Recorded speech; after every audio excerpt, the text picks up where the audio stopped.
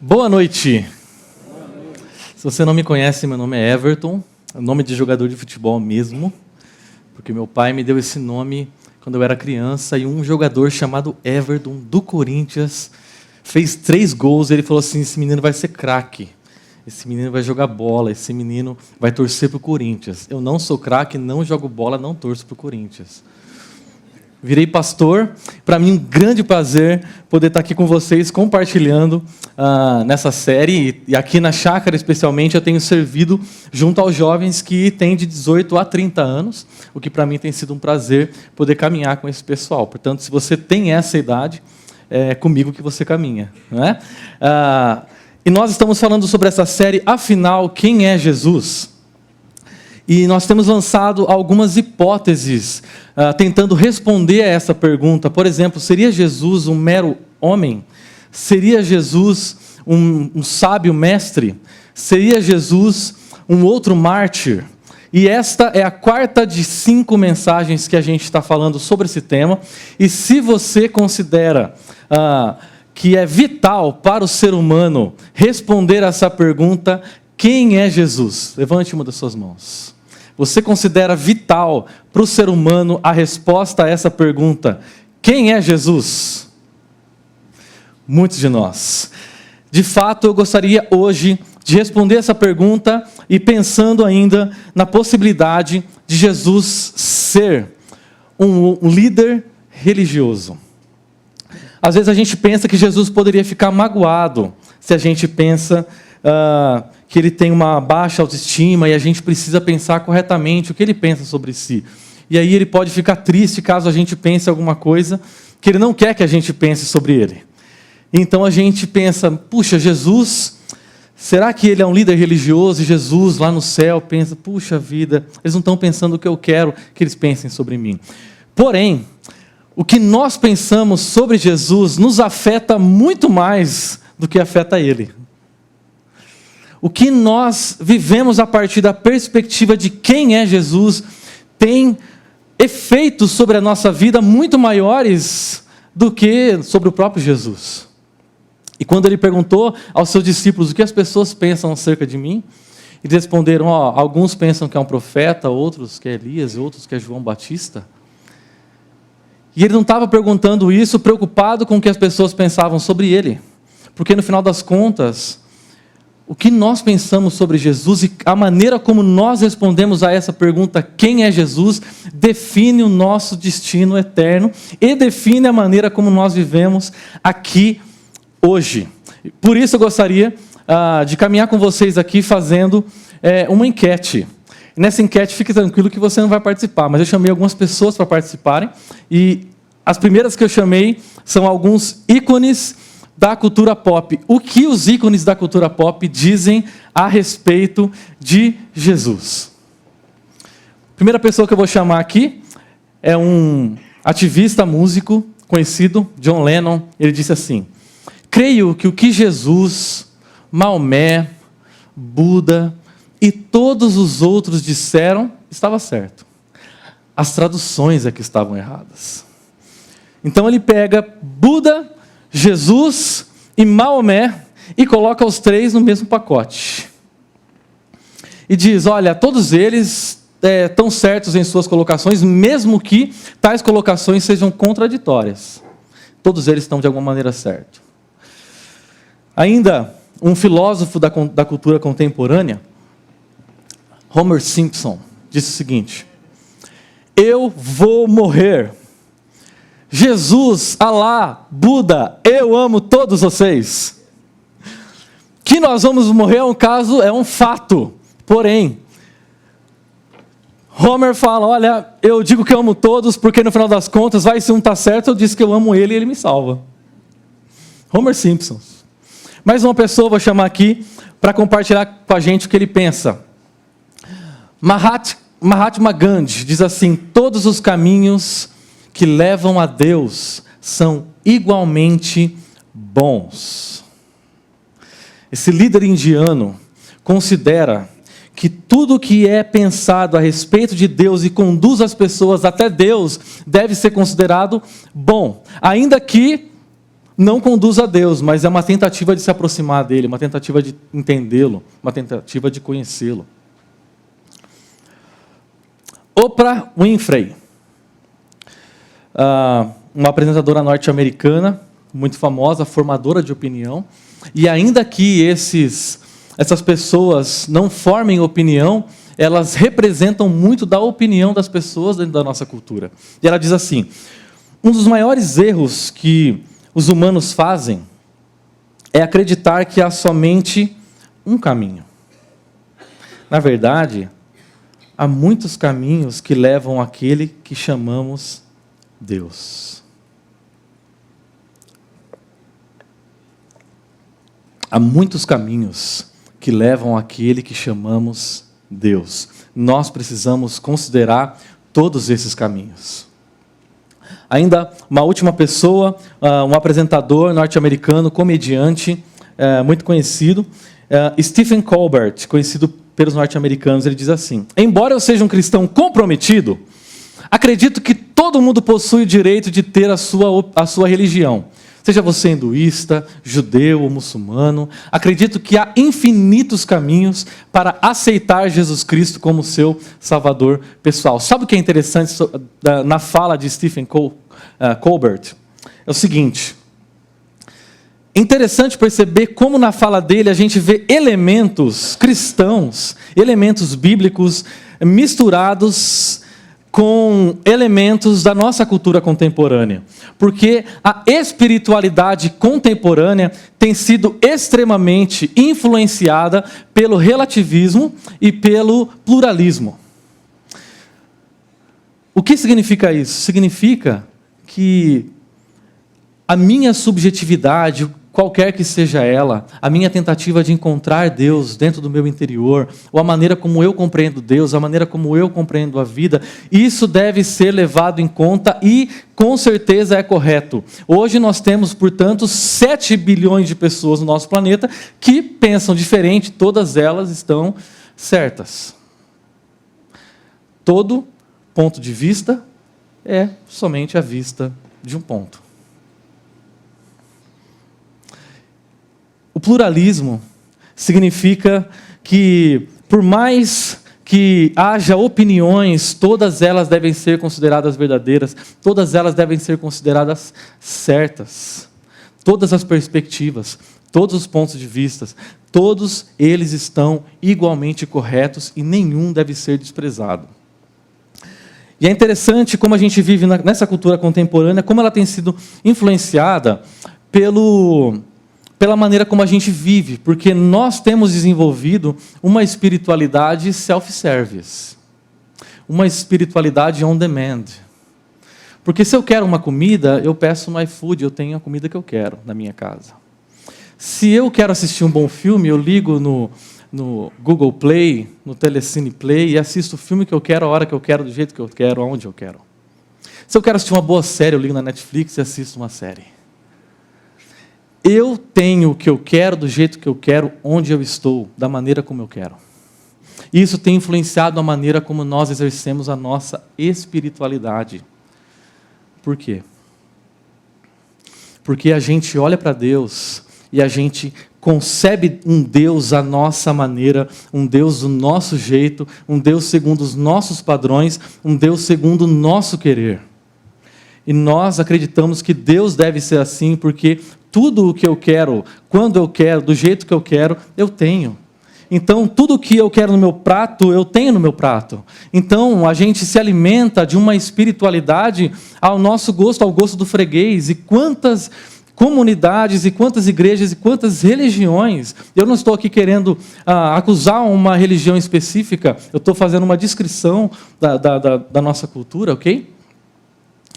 E quantas igrejas, religiões ou líderes religiosos apontam o caminho para Deus como mais um caminho, porque dizer que existe um só e único caminho que nos leva a Deus pode ser muito agressível para o paladar contemporâneo, que está acostumado a comer, a se alimentar daquilo que bem deseja, que bem espera. Se eu quero assistir a um pregador, a um comunicador, eu ligo no YouTube e eu assisto de acordo com o meu gosto.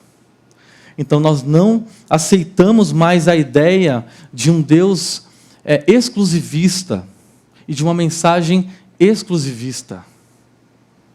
Pessoas, segundo na espiritualidade contemporânea, pessoas se salvam quando conseguem deter os seus desejos. Eu estou no centro da minha salvação. A responsabilidade pela minha redenção cabe a mim. Pessoas se salvam por meio da educação, da meditação transcendental e de uma vida moral correta. Se eu fizer as coisas certas, segundo essa espiritualidade contemporânea, se eu fizer a meditação do jeito correto, se eu receber uma boa educação e a educação correta, eu vou obter a salvação, a redenção da minha alma, ou o encontro com o divino. Pessoas se salvam ao se desprenderem do seu ego, e olha que interessante, e se esforçarem por viver com o seu ser divino. Cada um de nós é um ser divino.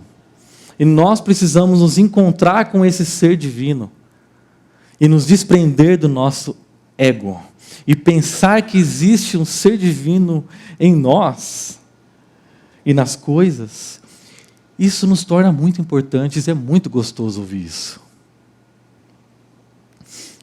Ainda, pessoas se salvam vivendo uma vida de boas obras e caridades. Quanto mais boas obras eu fizer, quanto mais velhinhas eu ajudar a atravessar a rua, quanto mais coisas boas eu fizer pelas pessoas, mais Deus vai se agradar de mim e mais a salvação estará perto de mim, ou eu perto da salvação. Pessoas se salvam por meio do arrependimento, da oração e se esforçando para obedecer à lei. Interessante como essa espiritualidade à la carte tem invadido nossas comunidades cristãs e quantos cristãos têm compreendido o relacionamento com Deus de uma maneira, de uma relação de troca, de maneira através de barganhas. E quanto mais eu conseguir me aproximar do ideal de Deus, mais Deus se agrada de mim. Pessoas se salvam ao ganhar uma nova perspectiva, por meio da qual elas veem o quanto estão conectadas a todas as coisas como uma unicidade divina. Nós nos conectamos a tudo. Esse computador, essa cadeira, esse teclado, tudo está conectado. E eu então me uno a essa divindade que a tudo conecta. Pessoas se salvam ao se alinharem com a sua força interior para terem paz e harmonia interior e exterior. Por último, pessoas se salvam ao deixarem a alienação cultural, econômica e política e se tornarem mais conscientes e engajadas. Quanto mais desalienado eu for, e quanto mais engajado e consciente, mais próximo da salvação eu estou. E é interessante que todas essas perspectivas e muitas outras propõem a salvação através do esforço próprio. Eu sou o meu Salvador. Eu adquiro a salvação pelos meus próprios esforços, pela minha própria capacidade, pelo meu próprio poder, pela minha própria beleza, pelo meu próprio desempenho ou performance. Eu sou responsável por adquirir ou alcançar a redenção do meu corpo, da minha alma e me unir ao divino. Agora, eu gostaria de trazer para vocês, ainda continuando essa enquete, o que os apóstolos dizem a respeito de Jesus. Aqueles que foram enviados por Jesus, o que eles dizem a respeito dele? E aqui esse texto do apóstolo Paulo diz assim: porque vocês são salvos pela graça. Ou seja, a salvação não é uma coisa que eu opero, mas eu sou salvo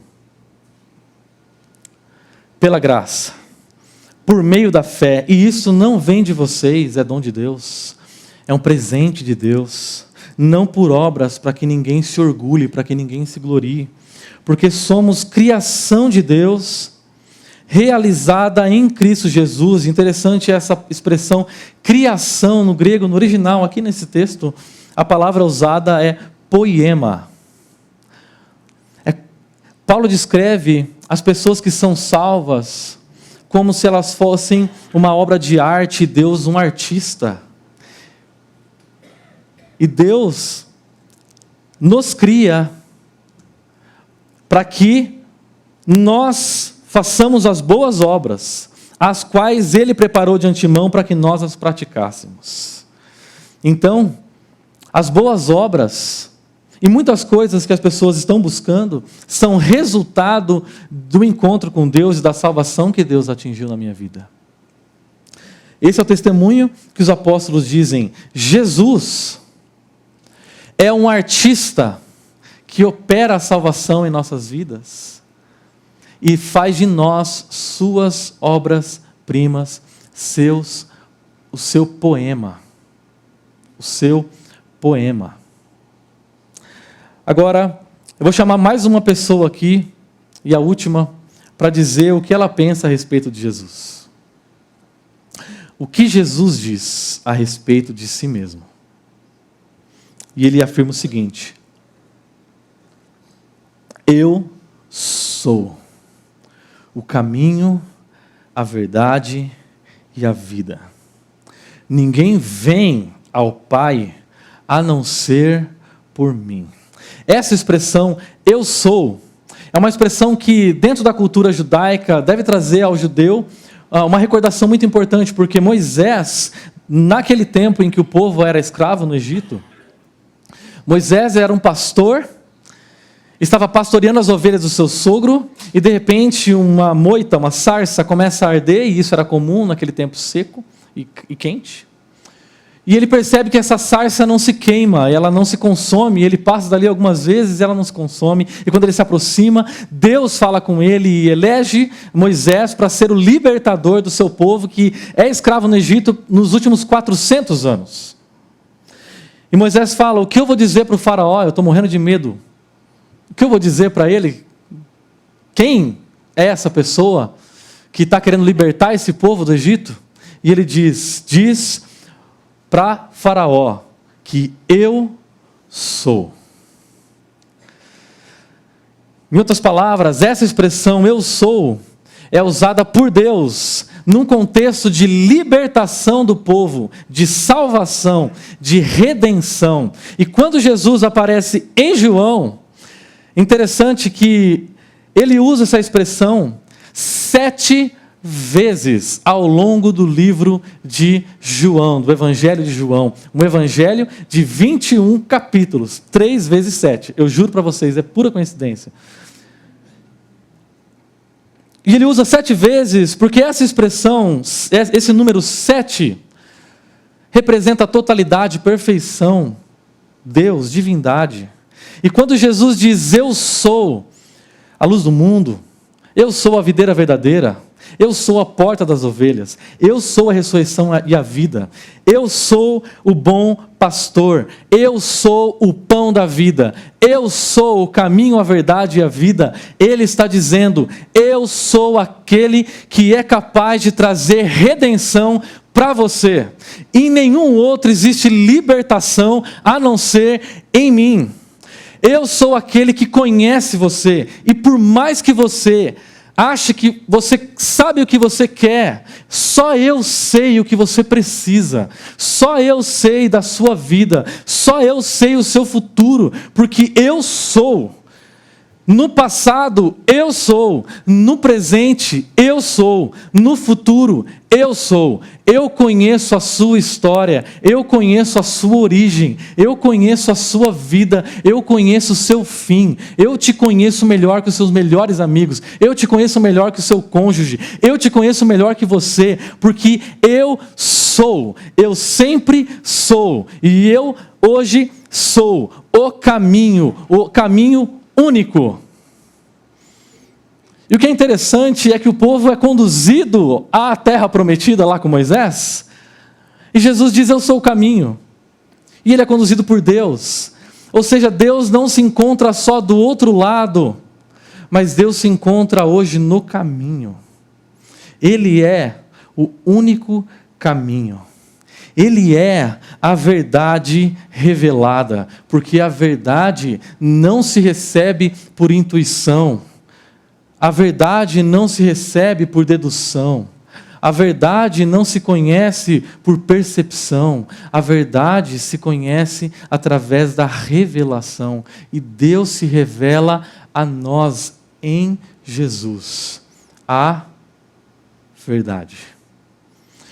A vida plena. Tudo que você sempre procurou, tudo que você sempre buscou, Jesus diz, está em mim. Tudo que você mais deseja e busca em outros caminhos, em outras coisas, você nunca vai encontrar, porque ninguém vem até o Pai, a não ser por mim. Eu sou. Esse é Jesus. Esse é aquele que nós adoramos. Esse é aquele que nós servimos, diferente de todo líder religioso. Eu sou, é Jesus. E salvação só se adquire através de um relacionamento com o eu sou. Ele é o Salvador, muito maior do que qualquer líder religioso. É isso que Jesus afirma acerca de si, e qualquer coisa menos é distorção do que Jesus quis dizer e uma tentativa de agradar ao paladar contemporâneo, pós-moderno, relativista e pluralista. Porque foi isso que Jesus disse acerca de si. Agora, eu gostaria de caminhar com vocês ao longo do texto de João, no último capítulo, capítulo 21, logo depois que Jesus ressuscita. E o texto diz assim, por favor, acompanhem comigo essa leitura. Depois de comerem, Jesus perguntou a Simão Pedro, Simão, filho de João, você me ama mais do que estes? Disse ele, sim, Senhor, tu sabes que eu te amo. Disse Jesus, cuide dos meus cordeiros. Novamente Jesus disse, Simão, filho de João, você me ama? Ele respondeu, sim, Senhor, tu sabes que eu te amo. Disse Jesus, pastorei as minhas ovelhas. Pela terceira vez ele lhe disse, Simão, filho de João, você me ama? Pedro ficou magoado por Jesus ter lhe perguntado pela terceira vez, você me ama? Ele disse, Senhor, tu sabes todas as coisas e sabe que eu te amo. Disse-lhe Jesus, cuide das minhas ovelhas. Digo-lhe a verdade. Quando você era mais jovem, vestia-se e ia para onde queria. Mas quando for velho, estenderá as mãos e outra pessoa o vestirá e o levará para onde você não deseja ir. Sabe o que é interessante? Da última vez que Pedro escutou essa expressão, digo-lhe a verdade, Jesus ainda não tinha morrido, ele disse, você vai me negar. Jesus deu um spoiler que Pedro iria negá-lo, e ele nega. E aí então, quando Jesus fala para ele, diga-lhe a verdade, Pedro já tem um calafrio e diz, ai meu Deus, já vem. E ele dá outro spoiler, e a gente vai ver daqui a pouco o que é. Jesus disse isso para indicar o tipo de morte com a qual Pedro iria glorificar a Deus. Então lhe disse, siga-me. Pedro voltou-se e viu que o discípulo a quem Jesus amava o seguia. Este era o que estivera ao lado de Jesus durante a ceia e perguntara, Senhor, quem irá te trair? É João. O discípulo a quem Jesus amava é João, é o escritor desse texto. Quando Pedro viu, perguntou, Senhor, e quanto a ele? O Senhor falou da minha morte, o Senhor falou que eu vou morrer, que vai ser duro, que vai ser difícil. E ele? Respondeu Jesus, se eu quiser que ele permaneça vivo até que eu volte, o que lhe importa? Quanto a você, siga-me. Algumas comparações a respeito de Jesus e líder religioso. Todo líder religioso propõe desempenho, mas Jesus nos surpreende com o acolhimento. Eu queria pensar com vocês o que aconteceu momentos antes desse texto ser lido, dessa cena que a gente está vendo aqui. Pouco antes de Jesus morrer, Jesus estava sendo julgado e Pedro havia abandonado Jesus naquela situação. Jesus estava sendo duramente julgado. Então Pedro, com medo, ele ainda tenta manter aquela postura rígida e firme que ele sempre teve, e ele fica de longe observando Pedro. Jesus, era uma noite muito fria, e havia uma fogueira ali. E aquela fogueira aquecia quem estava por perto, e Pedro ficou ali se aquecendo. enquanto Jesus, do outro lado, estava sendo julgado e ele assistia aquilo de longe. Então, uma mulher chega para Pedro e diz: Pedro, você é muito parecido com Jesus. Eu acho que você era um deles. O seu jeito de falar, o seu jeito de agir, o seu jeito de andar. Eu acho que você andou com Jesus. Pedro: não, jamais, não conheço, não sei do que você está falando. Isso acontece por 3 vezes, João narra. E depois que isso acontece, Pedro chora amargamente. Jesus é condenado, Jesus é morto, Jesus ressuscita. E depois que Jesus aparece a Pedro, ele está na praia, ele faz uma fogueira e algumas brasas, ele assa alguns peixes e eles estão conversando. E então, quando se dá esse diálogo, Jesus perguntou a Simão Pedro: Simão, filho de João, você me ama mais do que estes? Simão, filho de João, você me ama? Simão, filho de João, você me ama? Sabe o que Jesus está querendo fazer aqui? Jesus vai até Pedro, não com a intenção de condená-lo, porque Pedro fracassou. O desempenho de Pedro foi negativo.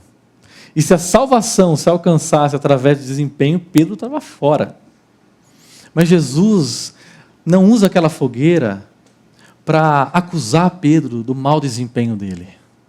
Jesus usa daquela fogueira para lembrar Pedro de algo que ele já afirmara antes: Simão, filho de João, você me ama. O que Jesus quer fazer é aquecer novamente o coração de Pedro. É lembrar Pedro do amor sincero que ele tem por Jesus. E ele diz Simão, filho de João, ele não chama Jesus de Pedro. E é muito interessante isso, porque ele está dizendo: Simão, eu conheço a sua história, eu sei quem você é, eu conheço a sua origem, eu conheço tudo a seu respeito. Eu conheço tudo sobre você. E agora que você está se deparando com quem você realmente é, eu sempre soube disso. Eu não quero que o seu amor morra. Eu não quero que você fique dominado pela culpa. Eu quero que você se lembre do seu amor por mim. Pedro, eu quero aquecer o seu amor. O que Jesus está fazendo com a gente hoje? Ele quer que a gente se lembre do nosso amor por Ele. Mesmo a culpa, mesmo o fracasso, mesmo o mau desempenho, Ele quer nos lembrar que existe um amor que Ele mesmo colocou dentro do nosso coração. Um amor por Ele. Um amor não por ideias, não por conceitos, um amor por Jesus, a pessoa, o caminho, a verdade, a vida. Jesus quer que Pedro, uma vez que ele negou Jesus 3 vezes, ele quer que Pedro afirme 3 vezes diante de uma fogueira que ele ama Jesus. Jesus está mais desejoso de perdoar você do que você de ser perdoado. Jesus deseja aquecer o seu coração, o seu amor por Ele. Jesus é o único capaz de transformar o nosso coração frio, distante, culpado, em um coração inflamado de amor por Ele. E é isso que Jesus está fazendo com Pedro, e é isso que Jesus quer fazer com a gente nessa noite. Ele quer aquecer o nosso coração de amor por Ele, independente do nosso desempenho, independente da gente achar que não é capaz, porque de fato a gente não é, mas Ele é. Ele é, porque Ele é o nosso Salvador que nos acolhe. Ainda, todo líder religioso exerce o controle, mas Jesus nos incentiva à doação. Eu falei para vocês um pouquinho sobre números. E é interessante que, quando você observa João, ele é muito apegado a números. Então, ele conta a história de que Jesus disse para Pedro, na noite em que ele seria traído: olha, você vai me negar 3 vezes. O texto continua, o que a gente tem é Pedro negando Jesus 3 vezes. Jesus morre e ele ressuscita no 3º dia. Jesus aparece depois que ressuscita, 1, 2, na 3ª vez que ele aparece, ele trava essa conversa com Pedro. E o que ele faz nessa conversa com Pedro? Ele pergunta 1, 2, 3 vezes: Pedro, você me ama? Pedro tem que responder 3 vezes para Jesus: sim, Senhor, eu te amo. E por 3 vezes Jesus afirma para Pedro: então, cuida das minhas ovelhas. Pastoreia meu rebanho. Cuida das minhas ovelhas. Esse era o encontro simbólico para Pedro. Esse era o encontro simbólico. Ele queria que Pedro se lembrasse da sua missão.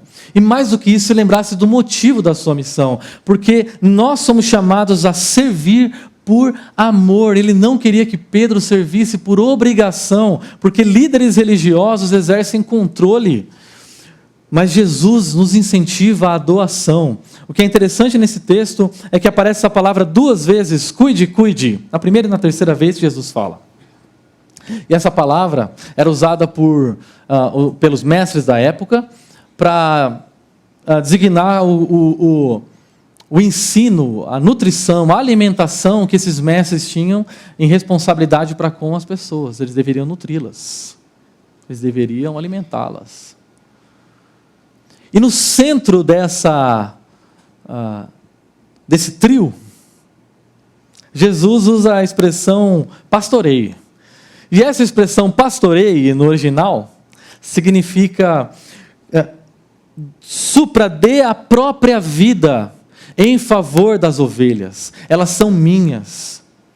As ovelhas são minhas. Cuide delas com o meu amor. Pastoreie-as com o meu amor. Doe-se por elas, porque eu morri numa cruz por elas.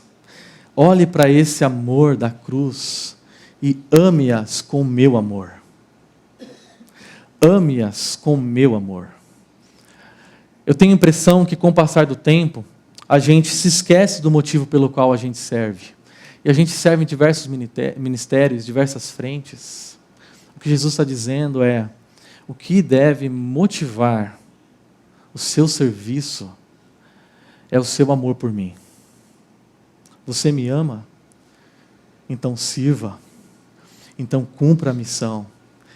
O nosso serviço é uma expressão nossa do amor que Jesus colocou em nosso coração por Ele. Nós, quando servimos, temos uma motivação: o amor.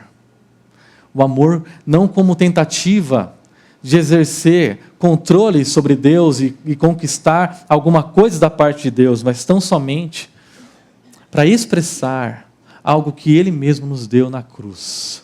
Nos doar. Porque na cruz, e essa aqui é uma viagem minha, na cruz, 3 pregos pregaram Jesus. E isso deve nos lembrar que o nosso serviço é fruto do nosso amor.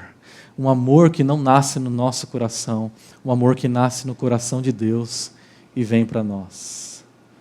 Nós não amamos porque somos bons, porque somos capazes, mas porque Deus é amor. Ainda um outro contraste: todo líder religioso propõe autodeterminação, mas Jesus nos leva à entrega. Interessante que Jesus diz aquela expressão: digo-lhe a verdade. E a expressão aqui é em verdade vos digo, que aparece em algumas traduções. E no original a expressão usada é amém, amém. Ou seja, quando Jesus vai dizer isso, fique esperto, porque quando ele diz amém, amém, ele vai dizer uma coisa séria. Não que o resto que ele não diz não seja sério. Mas o que ele vai dizer, assim, sublinha, coloca em negrito, faz tudo o que você quiser para te lembrar o que ele está dizendo. Ele diz assim: diga-lhe a verdade, quando você era jovem, vestia-se e ia para onde queria. Ele está falando sobre o passado, ele está usando verbos no passado. E Pedro era isso, Pedro era uma pedra. Pedro era forte, Pedro era robusto, Pedro era determinado, Pedro era o primeiro a falar. Pedro não estava nem aí com os outros discípulos. Ele era o primeiro a se pronunciar. Ele respondia por todo mundo, ele atravessava todo mundo, ele quebrava protocolo, ele não estava nem aí com etiqueta, ele saía perguntando, saía respondendo. Se Jesus fazia uma pergunta, ele era o primeiro a levantar a mão. E era interessante, se Pedro tivesse presente aqui, ouvindo essa mensagem, enquanto eu falo, ele ia levantar a mão e iria falar. Porque ele não está nem aí com o protocolo. Sabe aquelas perguntas retóricas que quem fala? Ele não entende o que é retórico, ele responde. Ele responde. Você ama Jesus? Sim, amo. Morreria por Jesus. Ele é assim, autodeterminado. Ele é assim, ele é prepotente, ele é despojado. Mas o que acontece é que naquela primeira fogueira, quando Jesus estava sendo julgado, Pedro se depara com a sua covardia. Pedro se depara com uma falsidade no seu coração, porque ele percebe que ele não é quem ele achava ser. Ele percebe que no coração dele há muitas falhas, muitas dicotomias, muitos fracassos, e ele fracassa. E ele se depara com o seu verdadeiro eu naquela primeira fogueira. E nessa segunda fogueira, ele se encontra assim, cheio de culpa, fracassado. O que Jesus quer fazer com ele é despertar confiança no coração dele. E aí ele diz: mas quando você for velho, estenderá as mãos, e outra pessoa o vestirá e o levará para onde você não deseja ir. Pedro, você sempre viveu na espiritualidade on demand. Tudo que você quis, você sempre teve a hora que você quis. Mas agora, você vai para um lugar que você não quer. Agora, quando você for velho, alguém vai te vestir. Você vai estender as suas mãos. E você vai para um lugar que você não deseja ir. Ele está falando sobre o futuro de Pedro. Ele está falando sobre a morte que Pedro iria suportar. Eu gosto de João, do evangelista João, porque eu acho que eu não teria capacidade de entender que ele estava falando sobre a morte. Mas João, ele tem dó da gente. E aí no versículo seguinte ele faz: Jesus disse isso para indicar o tipo de morte. Jesus faz isso em todo o seu livro. Ele ajuda a gente, por a gente não ter erro, não ficar lançando teorias. Ele estava falando sobre a morte de Pedro. E o que Jesus está despertando no coração de Pedro é uma entrega, uma confiança real na pessoa de Jesus. Uma vez que ele mesmo sabe que ele não consegue, ele mesmo sabe que não dá conta, ele mesmo sabe que se ele tentar alcançar um encontro com o divino pela sua própria competência, pela sua própria espiritualidade, pelo seu próprio trabalho, labor, ele não vai conseguir. Esse Pedro da segunda fogueira, esse Pedro sabe quem ele é. E agora, Jesus está estimulando ele a se entregar, a confiar. O que Jesus quer de nós, e Ele nos conhece perfeitamente, Ele sabe de todos os nossos erros, todas as nossas falhas. Ele quer nos conduzir a uma entrega sincera a Ele. Uma entrega verdadeira, uma entrega real, uma confiança, mansidão. Mansidão. Você já teve a experiência de ser preso, as mãos, os pés? É um sentimento de total impotência. Isso é ser manso, é se deixar ser controlado, é ser submisso, é obedecer. Jesus disse que não os grandes imperadores, opressores, guerreiros são os que vão herdar a terra, mas os mansos, os que se entregam, os que reconhecem a sua fragilidade e se entregam, e confiam, e dependem, e se submetem. É esse tipo de gente que Jesus cria, que a obra-prima de Deus é. Ainda, todo líder religioso propõe a autonomia, mas Jesus nos convida a uma caminhada. Simão, ouve que ele vai morrer, e da maneira como ele vai morrer, ele vê que não vai ser bom. E aí ele se volta para Jesus e fala assim, viu, fala para mim, eu já entendi, eu vou morrer, tá bom. Agora, esse aqui, como é que ele vai morrer? E é interessante, porque a gente é assim. Quando diz respeito à espiritualidade, a gente fica se comparando, a gente quer saber mais dos outros. Essa era do Facebook tornou a gente extremamente bisbilhoteiro. Porque a gente quer saber como os outros vão. A gente quer saber como a foto dos outros está. A gente quer saber como está a vida dos outros. A gente quer saber como está a espiritualidade dos outros. A gente é Pedro. E o que Jesus disse para Pedro foi, siga-me. Siga-me. No começo do ministério de Jesus, em João capítulo 1, Jesus olha para ele, para Pedro, e disse, você é Simão, filho de João. É interessante, né? Jesus é a única pessoa que você encontra com ele, ele não dá tempo de você falar assim, prazer, Everton. Ele faz assim, você é Everton. Ele não dá tempo, é isso que ele faz com Pedro aqui. Você é Simão, filho de João. Será chamado Cefas, que significa Pedro, que significa pedra. Que era quem Pedro era. Quando encontrou Filipe, disse-lhe, siga-me. E o primeiro capítulo de João é marcado por essa expressão, na verdade o início do ministério de Jesus é marcado por essa expressão, siga-me, siga-me. E agora, quando chega ao final do ministério de Jesus, ele lhe diz para Pedro, siga-me. Quanto a você, siga-me.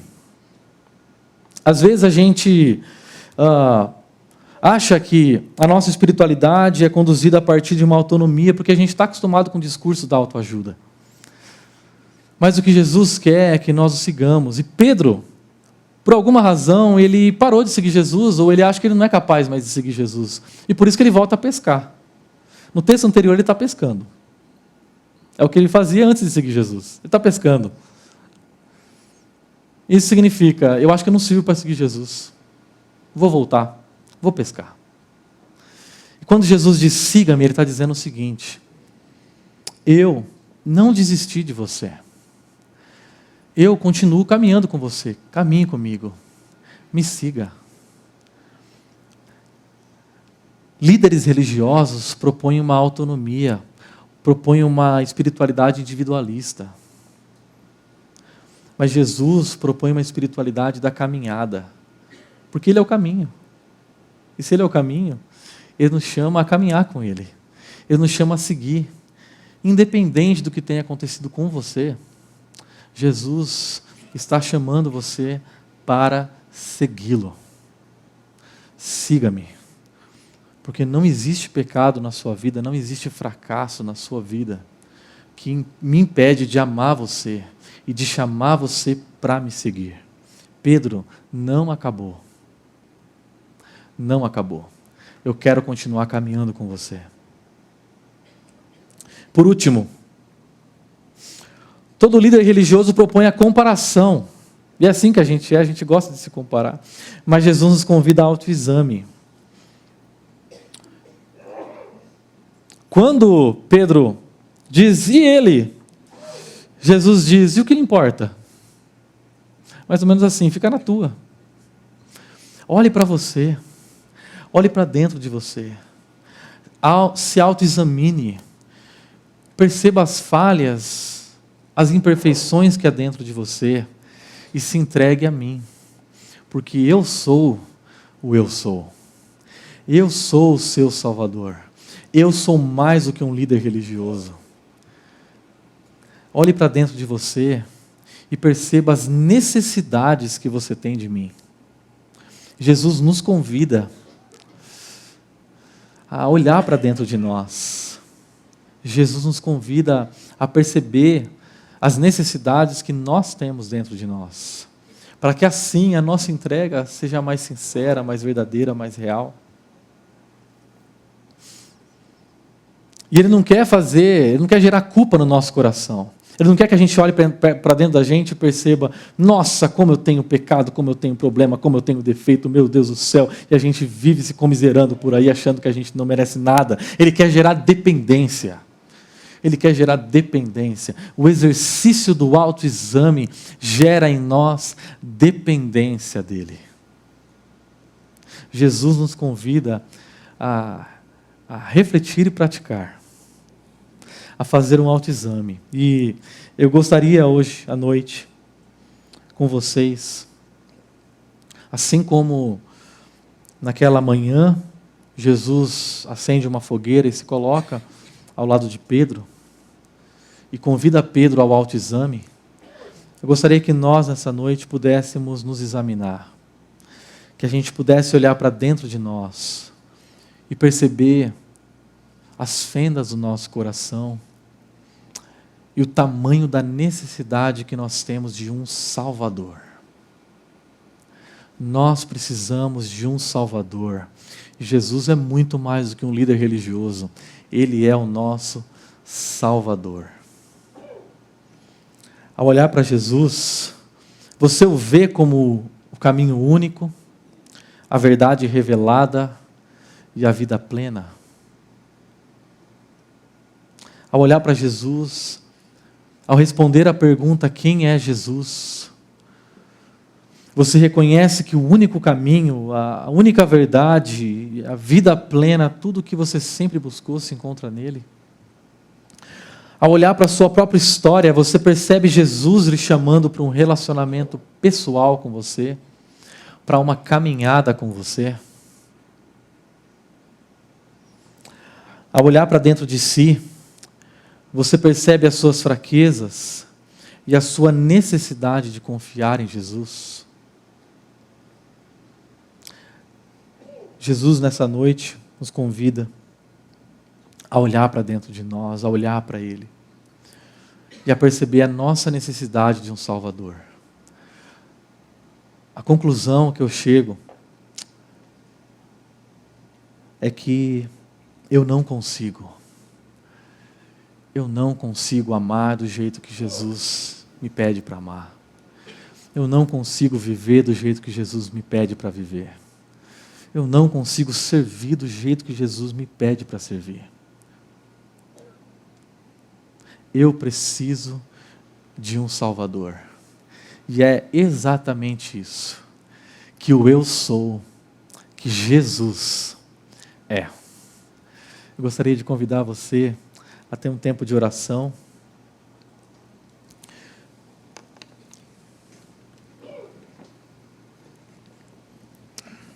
A ter um tempo de se autoexaminar.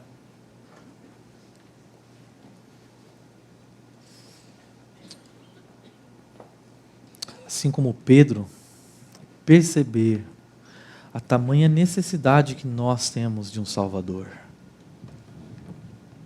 Que nessa noite,